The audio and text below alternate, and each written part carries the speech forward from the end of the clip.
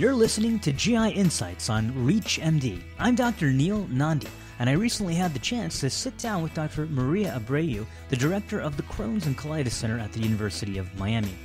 In this commentary, she shares her brilliant insights into how environmental factors contribute to the pathogenesis and development of inflammatory bowel disease.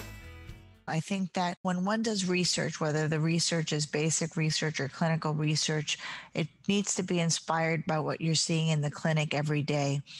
And I moved back to Miami maybe 11 years ago. And one of the things that was very striking was that our IBD clinic was full of mostly Cubans, but of course, Miami is the capital of Latin America. And so we really represent kind of the a diaspora of a lot of different Latin American countries. Cubans numerically the most, but Colombians and Nicaraguans have been here also a long time.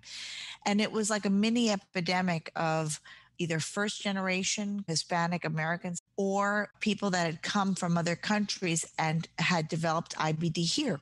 And I'm often asked, well, how do you know that they didn't really already have it and it wasn't just diagnosed in their country?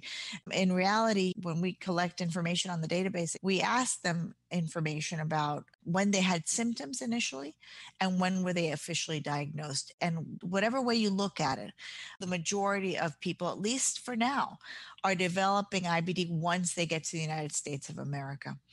And Ariana Damas has done some really lovely work where she has found that in the past, if someone came from Cuba to the United States, it would take them on average almost 30 years to develop IBD in this country.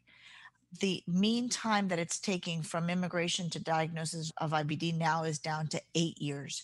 And I would argue that it's even getting shorter and shorter. And we're also seeing a shift that these immigrants are developing Crohn's disease right off the bat rather than, sort of traditionally ulcerative colitis. So that led us to kind of think about, well, what's up with that, right? What could be driving this very abrupt change, it sort of unmasking, if you will, of this predisposition to developing IBD.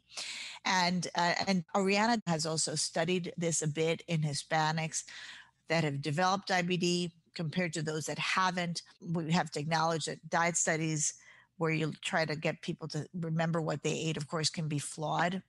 But using the best methodology available, she found that those Cuban immigrants that developed IBD were more likely to report changing their diet to a more American or Western diet from their traditional diet. So to the extent that we could ascertain it, if you embrace American culture in its totality, including its junk food, you're worse off, at least with respect to developing an increased risk of IBD. That was Dr. Maria Abreu from the Crohn's and Colitis Center at the University of Miami, enlightening us on how environmental factors can influence the development of IBD. For ReachMD, I'm Dr. Neil Nandi.